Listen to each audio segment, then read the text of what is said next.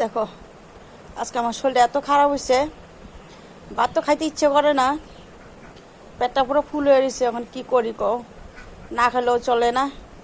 একটা জল পিঠা বানাইছি আটা দিয়া, এরই ওখানে এই চাটুকো আর এই জল পিঠাটা খামো। শরীরটা আজকে এতই খারাপ হয়েছে, আজকে কিচ্ছু খাইনি, সারাদিন কিচ্ছু মুখে দিইনি। ওখানে এই চাটুকো আর এই যে এই জল পিঠাটা এটা দিয়ে খাইয়া কাল পর্যন্ত রাতকার। আজকে যে রাতটা কীভাবে যাইব ভগবানই জানে। তোমরা আশীর্বাদ করো, আমি জানি রাতে ভালো করে কাটাতে পারি। আর ইচ্ছা দিতেছে না, থাকতে পারতেছি না, না খেলেও উপায় নাই, জান বাঁচবো না।